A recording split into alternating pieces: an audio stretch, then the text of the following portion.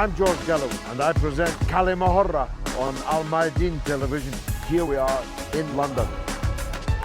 I speak my words freely, either in Parliament, on television, here on the streets of London. Kali Mahorra means free word. That's what I speak. So Kali Mahorra is a two-way conversation. Check it out on Al Mayadeen television.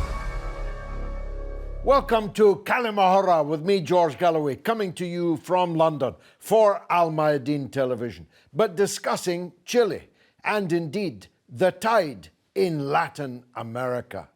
They say that a souffle doesn't rise twice, but the pink tide in Latin America appears to be rising for the second time.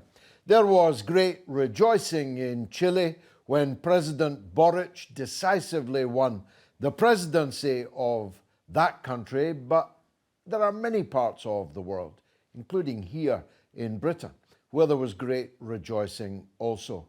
For many of us, me included, who accepted Chileans into our hearts, indeed, many of us into our homes and our lives after the brutal American-inspired fascist military coup that overthrew the socialist president Salvador Allende.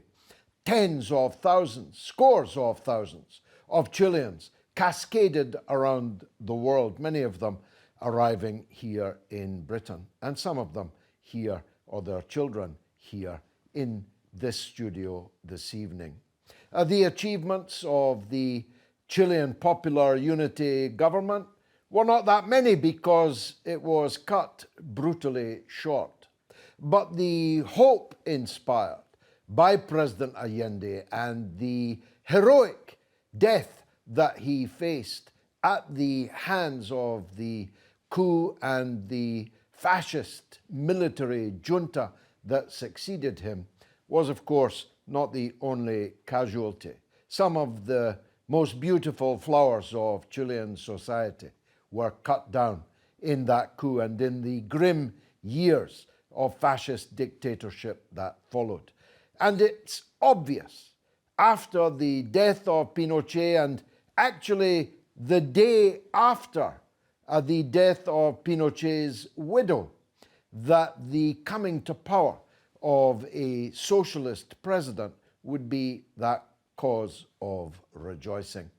But of course, it's not the only flower now emerging in Latin America. Indeed, one could say that with the failure of the United States' attempt to overthrow the government in Venezuela, that now from Mexico downwards, there is a distinct re-rising of that pink tide. I say pink because it's definitely not red, and indeed the new Chilean president isn't red either. The question is, will they stand up to the inevitable attempts by the oligarchy to return to power, to reverse that tide? Or will the presidency in Washington and its security apparatus take a hand in some of these countries that have now elected, in some cases re-elected, progressive left-of-centre governments? I'm joined, as always, on Kali Mahorra by a group of distinguished experts. I'm merely the enthusiastic amateur. Indeed, it's a particularly high-powered show this evening. I think I'm the only person without a PhD on the panel. In fact, I don't have any education degrees of any kind at all. But I am an enthusiastic amateur, and I have followed events in Latin America since the late 1960s. But we have some real authentic experts with us. And first of all, I welcome Dr. Francisco Dominguez, head of the Center for Brazilian and Latin American Studies at Middlesex University, and frequently a welcome guest of mine. Dr. Francisco, your feelings, first of all. How did it feel for you to see Boric elected? Rejoiced, to start with, for the Chilean people to be able to inflict such a political defeat to a very well-organized, very well-structured, very strong neoliberal system that lasted 30 years. And to begin the process, which is going to be difficult, of demolishing it and changing it for what they say they want in the street, which is we don't want just a different economic policy, we want a change of economic model. And not only that, they gave themselves an instrument which is a constitutional convention with which to do it with. And this is advancing very fast. We'll see how far it goes, but it seems to me not just electing a president, but it's much more than that, and the masses have been able to bring this about. Will the president see it through? Is he of that mettle? He's not a Cuban-style leader, he's not a Venezuelan-style leader. In a way, it's a kind of third way that is coming now to be the power in Chile. He'll come under tremendous countervailing pressure. Is he the sort of man, does he have the kind of experience, a very young man, former student leader, does he have the kind of ideological strength to stand up to that countervailing pressure? I think he has very little room maneuver to do the wrong thing. Let me put it that way. Even if he wanted to, I don't think he does. I think he wants to do the right thing. And there are instances to indicate this, whatever misgiving or doubts people may have. After he was elected, literally the next day, he paid a visit with Camila Vallejo, who is an MP from the Communist Party, as a fellow student during the revolts in 2011 against the neoliberalization or further neoliberalization of the education system by Piñera, and pay a visit to the Constitutional Convention to express his full support for what they were doing. And he made it very clear he didn't want this Constitutional Convention to be part or subordinated to the government. He wanted them to be independent. What was interesting is, additionally, the president of the Constitutional Convention is Elisa London Antileo, who is an indigenous woman. It's the first time ever that this happened in Chile. And then he's made connections with the Bolivian government. He has liaised with them, and particularly with also the Argentinian president and the president of Mexico, where he's indicating the idea that perhaps they can start to collaborate once he becomes the full president in terms of regional integration. And so far, he's taken all sorts of steps to say that all those who are in prison because of the social explosion that have been taking place in Chile for the last 2 years should be liberated. He's supporting that initiative. And then he's also saying that the licitation, I think that's the public tender, of 400,000 tons of lithium that Piñera has arranged to give to multinational companies, that should be stopped. That has been stopped, and he supported this. So at every single stage, he's indicating that he's moving in the right direction. But he's not a radical red, as you say, but so far, so good. Just as a matter of interest, what is his attitude to the popular unity period? In his speech, or victory speech, he not only made a very good speech in terms of promises and so, quite well articulated. He's a very well-spoken person. But in the last part of the speech, in minute 29 of the speech, actually, it lasted about 32 minutes, he paraphrased Salvador Allende when he made his own victory speech in 1970. He said, "We've won, go home, take it easy, we have a lot of work to do tomorrow." He more or less used exactly the same phrase. That was the moment when the masses exploded in joy. You could tell that he knew exactly what he was doing. So every single message that he's sending and everything he's been doing so far before he becomes the president is a good indication of it. And the movement is sort of beginning to embrace him. And the last one I want to say, there will be more later on, I suppose, is that he met all of the governors of Chile, which more or less, most of them are left wing. And he wants to ensure that Santiago stops dominating the country, and he wants to devolve the power decision making and so on to the regions, particularly the south, which is the one that's been most affected. And especially he said he wants to resolve the indigenous question, where the indigenous population has been so much brutalized by, not only the years of Pinochet, but also 30 years of neoliberalism. And that looks extremely good. Speaking of education, Hector Rios, you are a social scientist, but you were also a part of the policy team of President Boric's candidacy on the subject of education. How much does what has now happened have to do with students, with young people?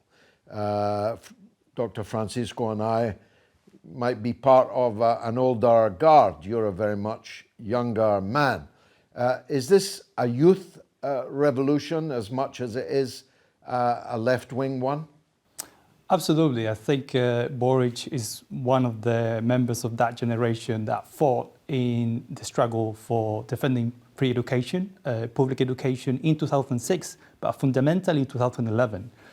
I was part of that generation too, and I think there is a kind of consensus among us, independent of in which party you are militating or not, and in which social movement you are involved, that Chile requires a different agenda of transformation. We need to deliver public services, a universal base for everybody, as a part of the new guarantee of social rights.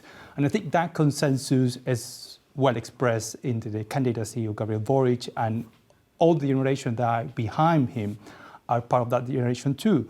But as Francisco said as well, there is a lot of inspiration in the younger generation, so the older generation of the left. Specifically, the figure of Salvador Allende is super important for the movement, because they believe that democracy is the way to transform society is a fundamental agreement, I think, now in most of the progressive forces on the country. And in this election, the hope that Boric inspired many people is related with that inspiration. So not just because he's young, but also because fairly represent different tradition of the left in the country, and specifically the legacy of Salvador Allende.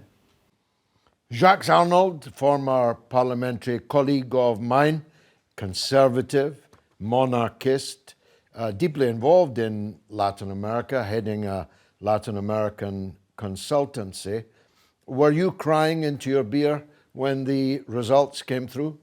No, actually the result had a remarkable echo from 50 years ago when a minority candidate won the presidency and then proceeded, eventually being hauled in by Congress, who asked the military to intervene, and we all know the tragedies that followed from that.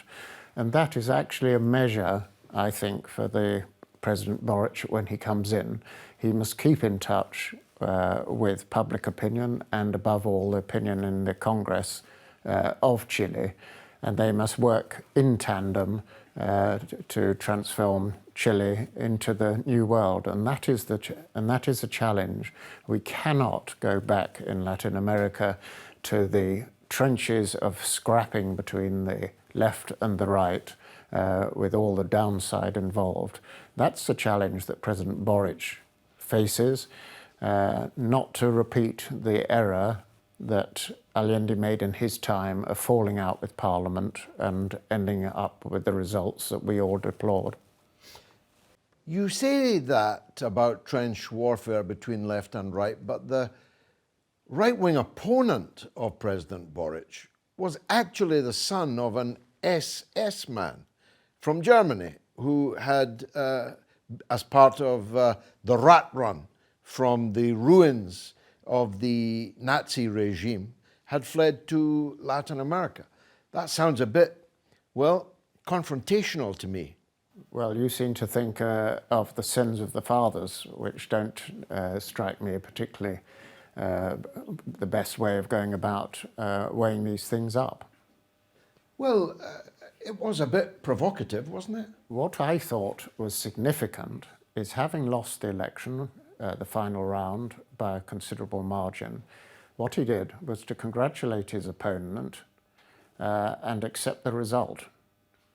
And I think that is highly significant and very, very important.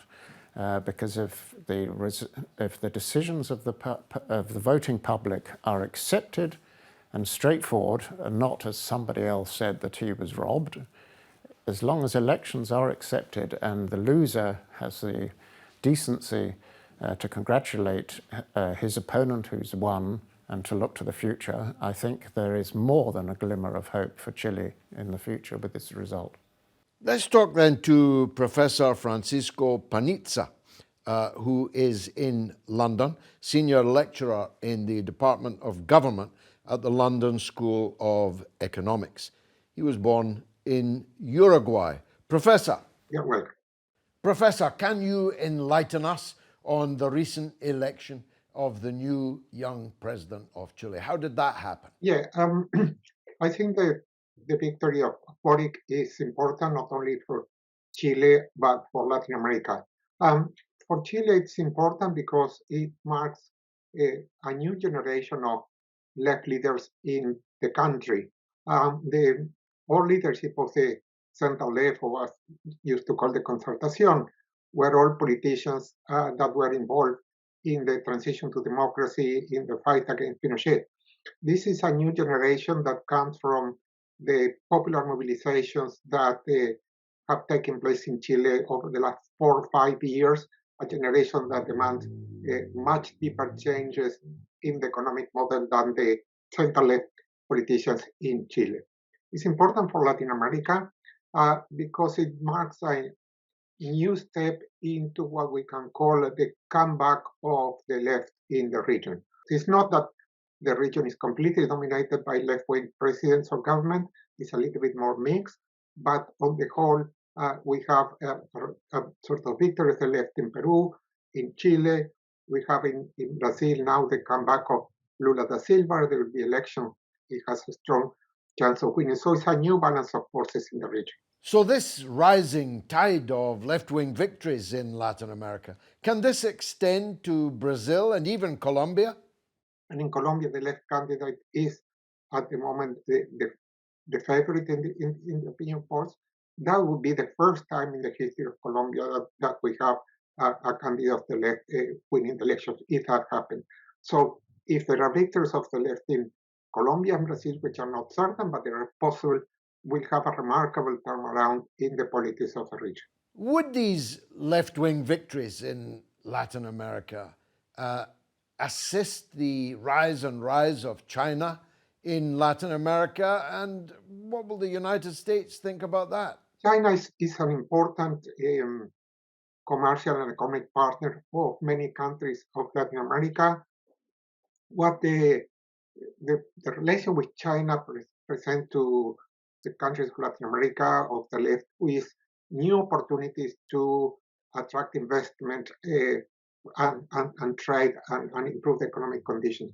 And I don't think that there is a straight political influence of China in the case of Chile, particularly, or in the case of Peru. It's different than the case of Venezuela, where relations are perhaps closer. But it's more, I would say, than an economic and commercial relationship that a straight political influence.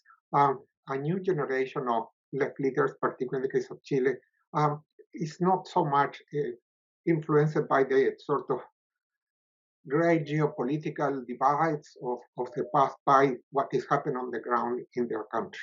Will these victories make it harder for the United States to continue to isolate and destabilize left-wing governments? To a certain extent, yes, but we have to be careful about how different left-wing governments in Latin America position themselves different in relation to Venezuela and Nicaragua.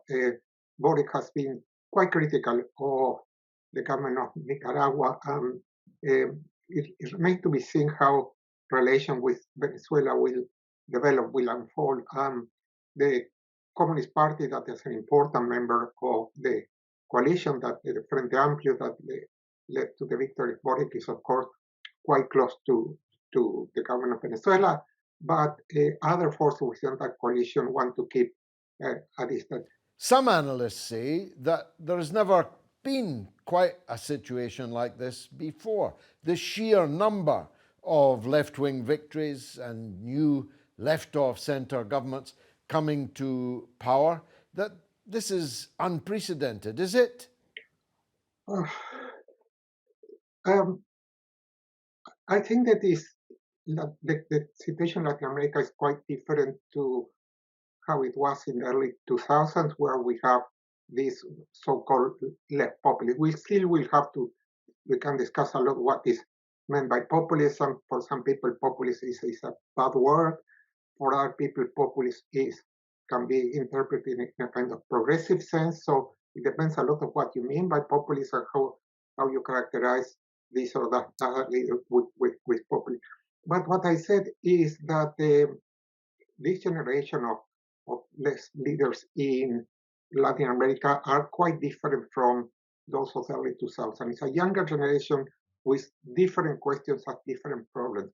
And also with some problems that are very much the same at the time, particularly question of inequality that in Latin America has been made worse since the COVID epidemic, question of different the support for different popular movements, particularly the indigenous movement that is very powerful now in Chile with the Mapuche. So it's a completely different mix of left leaders, perhaps less in terms of more difficult to characterize in terms of their ideology, but more concern, if you want, of addressing question of inequality, injustice, and discrimination in the region. Well, there you have it. It's a tantalizing prospect. If Lula wins in Brazil, and he's currently almost 20 points ahead of Bolsonaro in the opinion polls, you'll then have left-wing governments of different hues in Brazil, in Chile, in Argentina, in Bolivia, in Mexico, in Nicaragua, in Cuba. My goodness, Jacques Arnold must be getting nervous. But we will discuss in the second half of the show exactly what this means for Latin America, and particularly for the United States of America, which of course, famously, infamously, according to the Monroe Doctrine, considers Latin America to be its backyard. What will be their attitude if China begins to invest, if Russia, as has been recently speculated, sends military forces to Venezuela and to Cuba to help both of these countries defend themselves from United States threats, in the way that the United States sends forces to countries that are bordering China and Russia? Will the confrontation, if such a confrontation occurs, unite or divide the people of Latin America? Stay tuned for the second half of Kali Mahorra.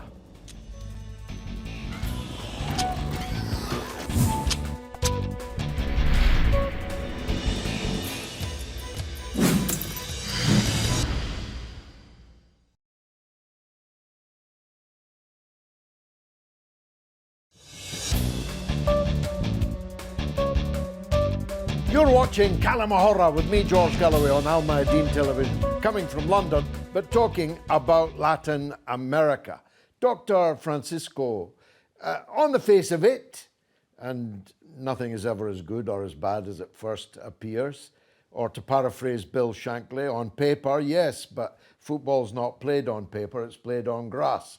On the face of it, this looks like a nightmare scenario for American imperialism developing, especially if the big domino of Brazil falls and Trump's ally Bolsonaro is defeated. Looks like a nightmare for them, is it? I think so. There are two reasons for this. Number one, from 2009, the United States has been able to score significant political successes by overthrowing, ousting, or destabilizing just about everybody there. And the few left-wing governments that survived were very few. And at some point, Venezuela was in a state of collapse because of the sanctions. Cuba was suffering enormously. Nicaragua suffering a coup attempt, and so on and so forth. But the problem the United States has, it has very little to offer to them once there is a right-wing government. The only thing the United States offers them is military bases, to be quite frank, and this is no a sarcastic point, it's true. And the result of this is this government not only do not get anything from the big brother, but on top of that, they impose horrible austerity packages, dictated by the IMF, neoliberal policies, which destabilize them massively. And that's why they don't last. And the consequence of this, is the very policies of the United States that undermines their successes. And as a consequence, you have this wave. And I think this wave is much more significant because compared to, say, when Salvador Allende was elected in 1970, we had the Soviet Union, we got very little resources and support economically from them, although we got some, but not sufficiently to be able to match the blockade that the United States imposed on Chile. But now, the United States can impose damage, inflict damage. But we have a geopolitics in the world which is emerging where we have alternatives. And the alternatives are incredibly big. I mean, China is able to offer you markets, credit, technology, and investment without any complications. Railways, highways, Everything. bridges, airports. That's right. The United States is not in a position Exactly, to and offer. I think that's the complication. China at the moment is the main trading partner of 144 nations. Is the main trading partner of Peru, of Chile, of Argentina, of Venezuela. I think the only country that is not the main partner of in Latin America is Mexico, and Mexico is rectifying that very quickly. So there is a new wave, and this new wave is learning from the past mistakes. I want to make two final points on this. Number one, Lula, he knows that he is very likely to be the next president in Brazil. He's running at 45 in the polls and going up, and Bolsonaro is running at 20%, that's going down. So there is no question about it that he's going to win. He said he made a very big mistake when he did not support properly and fully Hugo Chavez's proposal setting up a Bank of the South in order to overcome the pressure of the United States, make the pressure of the IMF, World Bank, and so on, to make them redundant. That's number one. And number two, which is the negation of the relative weakness of the United States. I say relative because it's only relative. We have had a victory, a left-wing victory in Honduras. Honduras is extraordinary. It's an narco-state. It's defined as a narco-state by the United States itself.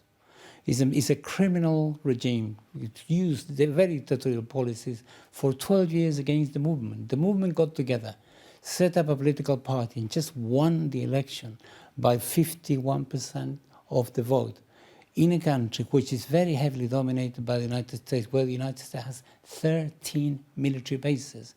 So imagine if a movement is able to defeat all of that. Once it's elected, we'll have problems with them, but definitely can be defeated.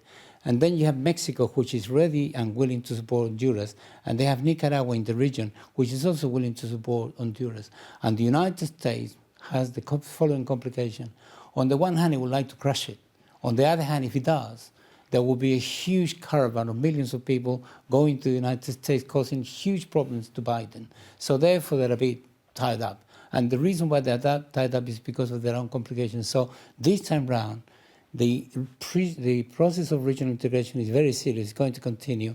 We have all the resources. I don't want to go into the details because it's too much. It will take too long. We have all the resources, we have the experience, and we have the willingness.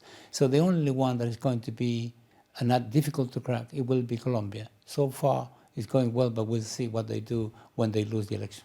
Well, let's go to Chile and get some testimony from the ground. Boris Van Der Spek from Concepcion in the south, I think, yes, of Chile. He's a political journalist working in Chile, not born in Chile, but living there since he was 6 years old. He's the editor-in-chief of Chile Today. Welcome. Thank you very much for having me. President Boric is a very young president, and as is obvious, he's of left-wing politics.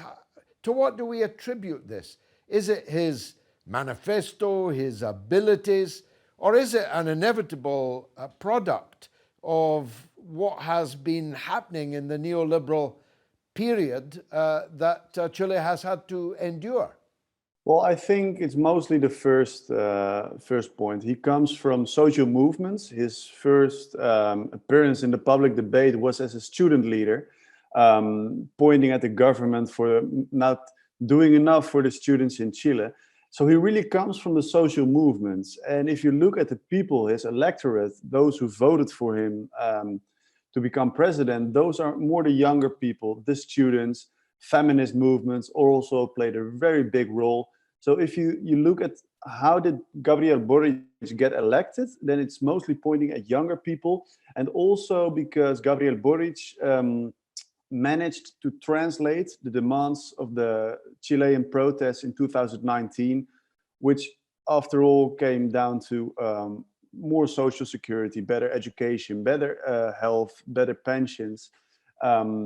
He managed to translate those demands into political proposals, and also because he is the most outspoken supporter of the Constitutional Convention, which is, of course, the body which will write a new constitution for Chile this year. Do you see any relationship between this victory of Boric and other left-wing victories elsewhere in Latin America in this recent past?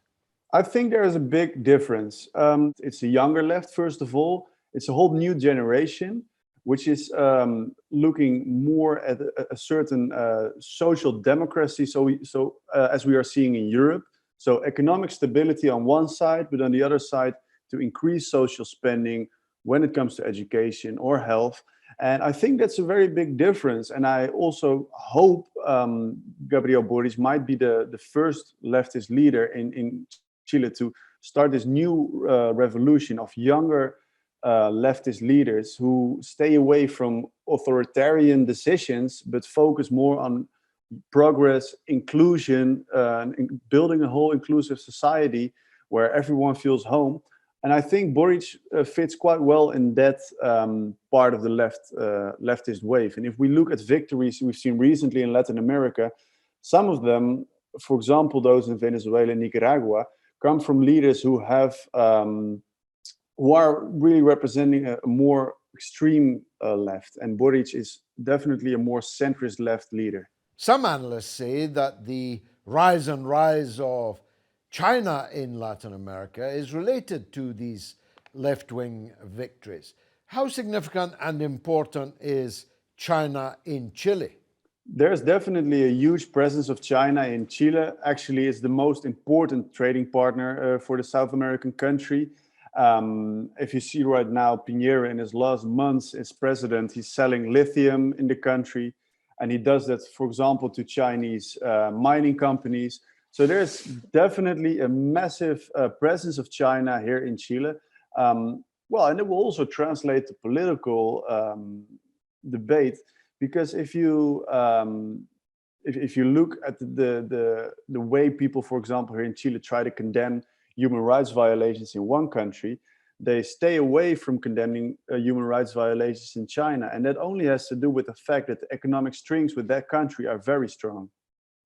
So will this victory increase the importance of China in Chile? And will this victory mean a diminution necessarily, therefore, of US influence? I don't think so, because what Gabriel Boric has really made clear during his presidency, and also because he named a chief of cabinet, which is a human rights lawyer, that human rights are very important to him. But of course, we should be clear that Gabriel Boric is only a president for the next 4 years. He can't change the entire system. But I think China and the United States will be welcome here in Chile. Will these changes now make it more difficult for the United States to continue isolating, subverting, seeking to overthrow governments like in Nicaragua, in Venezuela, and Cuba?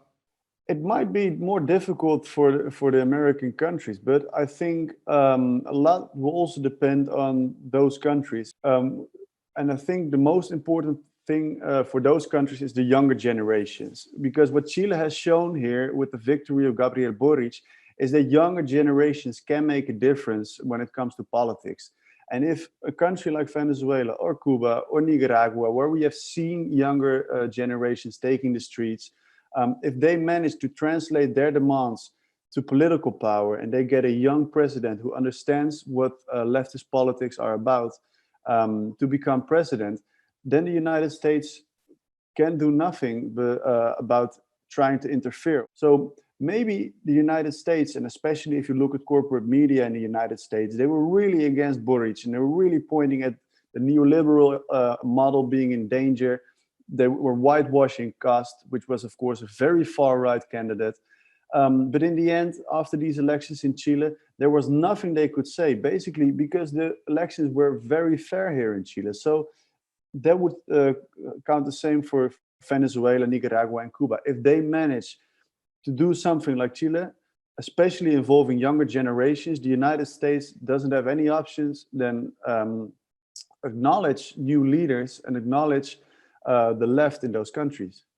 As I understand it, you're differentiating between President Boric and other manifestations of left-wing politics in Latin America. How do you mean exactly? What are the principal differences between him and, say, more leftist, more populist leaders? Well, I think the most important thing for countries in Latin America that want leftist revolution or a leftist wave is try to stay away from the Cold War rhetoric, looking at dominance from the United States, for example, because of course, the United States will always try to influence Latin America because they still see it as their backyard. But for example, what the right has really done wrong here in Chile during the elections is talking this Cold War rhetoric, talking about communism, talking about the danger of communists. This is a non-existent danger. So what the left should do is stay away from attacking the United States or placing themselves in a role as victims, but just portraying themselves as a real strong left that looks forward, that looks at all the challenges this continent is having, from poverty to climate change. Those are leftist themes or topics. So those are the things the left should focus on, and not that much on the role the United States might play. Because again, Chile has shown that as long as elections are fair, the United States won't get any chance to interfere. Because after all, democracy here in Chile or in Latin America is also a leftist theme. If you look at all the dictatorships we've had here in Latin America, those were right-wing dictatorships. So I think that's the thing the left here in Chile should focus on, or in Latin America in general, on the topics that are really important at that moment and stay away from the Cold War rhetoric. Ah, the cult of youth. He sounds like your sort of chap, Jacques. He does. In fact, he painted President Boric like a kind of Tony Blair figure to me. Well, I think you hoping so? I think you'd be alarmed by that analogy, George, given your background. I think the matter of age is highly relevant. The old war horses taking the view it's America battling it out with the left. Shall we show you our scars? But in many ways, it's the politics of the past, may I tell you, George. We're onto a particularly new era, and the challenge that Boric has is to bring about the reforms he wants, and he highlighted during the election, and not to muck up the Chilean economy in the process. There must be a middle way between the two, and that is his challenge, because if he fails, he will ruin the economy of Chile, which will mean that all these wonderful things he would like to do and the Chilean people would like to do just will be unaffordable. And that is the challenge. Hector, ontology is important. So let's establish, what is President Boric? Is he Tony Blair? Is he Jeremy Corbyn? Is he, well, we've established he's not Fidel Castro or Hugo Chavez. What is he? I think it's quite closer to Jeremy Corbyn program, at least in the perception that the country need a radical transformation and a redistribution of wealth. And that means, of course, tax corporation, increase the power of negotiation of workers, the strength union social movements, and also an important focus on the democratization of the economy and the state. So I think the program actually is quite inspired by the 2017 manifesto, with its particular attention to free education, the transformation of care, and also try to advance in new forms of industrialization, which are particularly fundamental for the country. We know we are facing the crisis of climate change, and it's urgent for Latin American countries move in the green transition. So also that is an idea that the program of Boric captured really well. One of the fundamental challenges for the left have been achieve the economic independence from the country. That means industrialization, a move forward just from the dependency of raw material exploitation. But that requires the perspective of sustainability. And I think it tried to mixture a policy of industrialization, but also achieve the process of green transition is one of the main dilemmas. And I think part of the program of Boric is looking in that direction. What about foreign policy? He made some good statements in support of the Palestinian people, for example, which caused a lot of fluttering in the dovecots in certain places. Will he hold to that kind of foreign policy? I think so, but also there is an important tradition of solidarity of Chile with Palestinian people. The Palestinian community in Chile of refugees is quite important and have been fundamental. So I think that will remain. However, I think it's important to mention that Boric represents a really new, a broad coalition on left-wing and more moderate organizations. So that is still unclear how will be the foreign policy. In Chile, the foreign policy is decided by the president. Despite the gestures in the campaign, it's still unclear how will be the take that Boric will take around foreign policy. At least there is some element that is important to mention. There is a strong compromise with the defense of human rights. That is fundamental. There is a strong criticism to any kind of regime, independent of the color of the regime, that is attacking human rights. So that also gives some hope that to define a proper strategy, especially for the region, but also around the world. I think another element which is important to mention is the fact that the coalition behind Boric is looking also to strengthen the democracy in the region. That means denounce and oppose any kind of intervention from the US in the region. I think one of the most dramatic cases is the case of Brazil with lawfare, but also the case of Bolivia, which is really close to Chile. So I think, of course, we hope that the rest of the international community validate and respect the institution in Latin America. But I think one of the challenge for Boric is be part of this new way of progressive government and to establish a closer relationship of cooperation to defend any kind of interventionism in the region. Francisco, we have not the benefit of youth, but we do have the benefit of experience. We don't have to look in the crystal ball. We can read the book.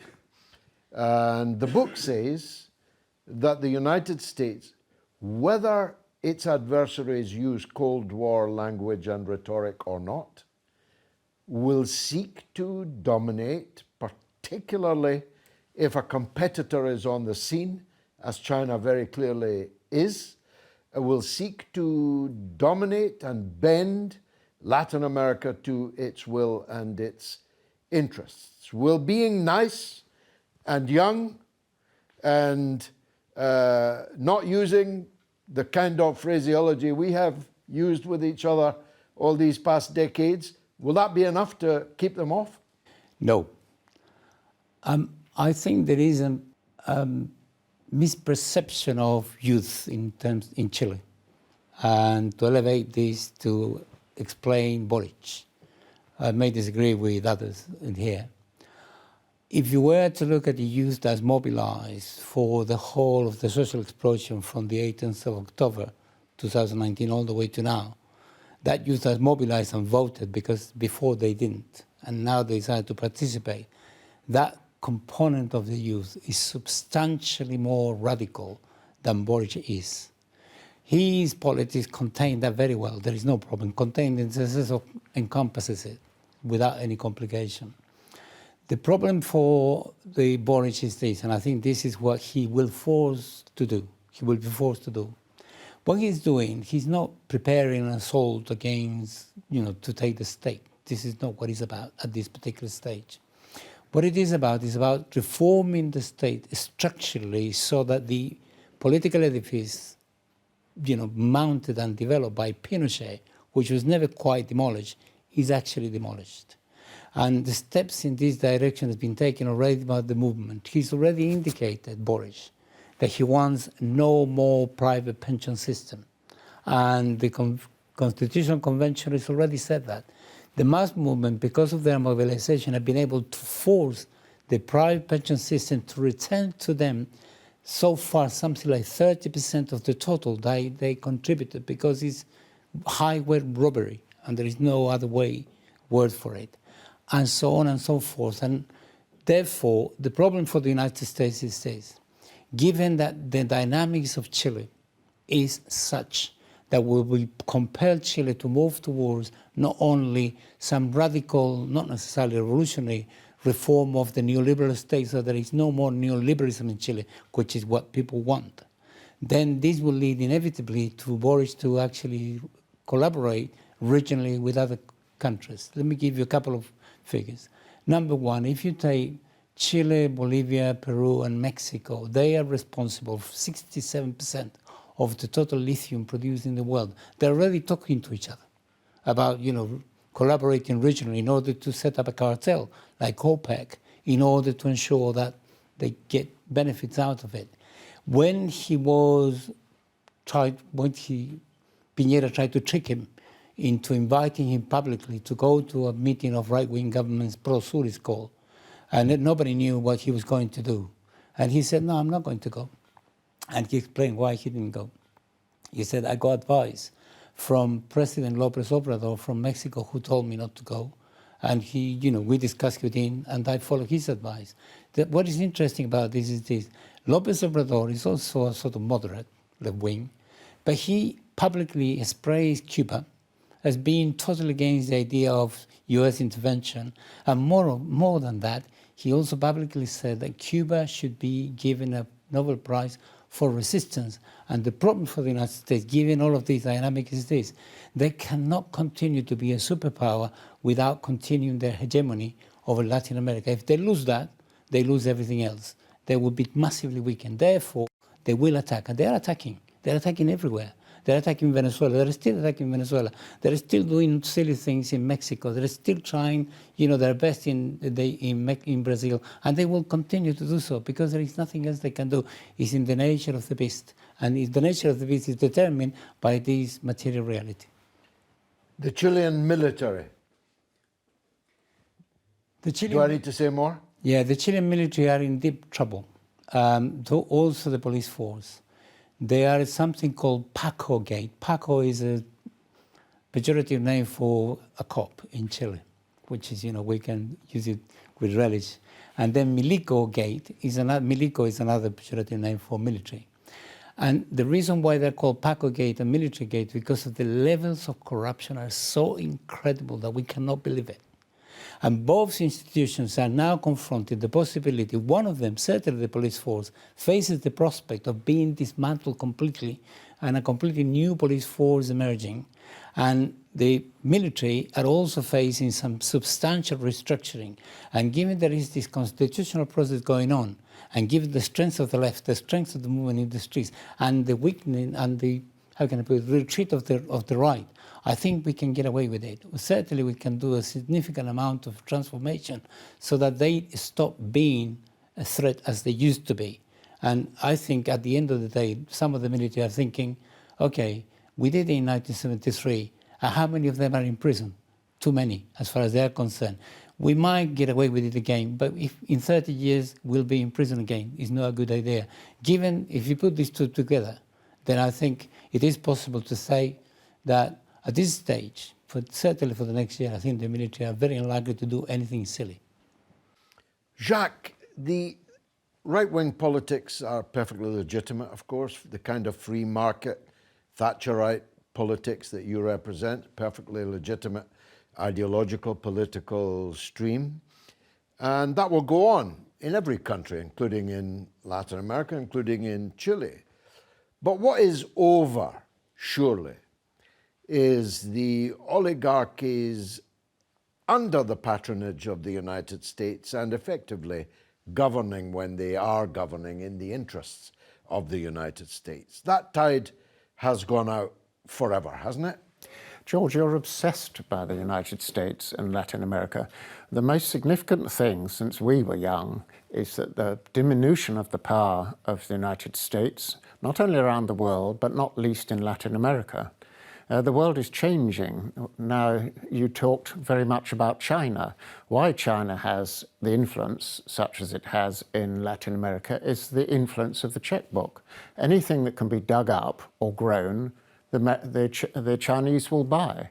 This is part reason why Latin America avoided the economic recessions that the rest of the world suffered because of the banking crisis, 10, 15 years ago. So matters have changed. Don't be so obsessed about America.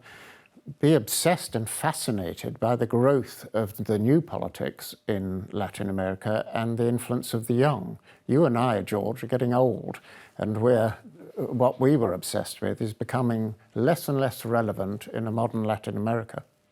Well, that's me told. It's been a fascinating debate, discussion. I hope that you enjoyed it. I've been George Galloway. This has been Kalimahora on Al Mayadeen Television. Thank you for watching.